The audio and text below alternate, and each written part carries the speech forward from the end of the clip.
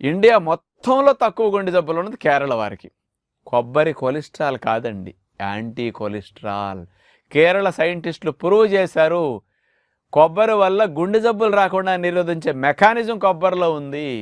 ఇది ఏనాడో మన ఋషులు చెప్పారండి. తెలివితేటలకి, మేధాశక్తికి, ఆరోగ్య పరిరక్షణకు అంత మంచిది అని.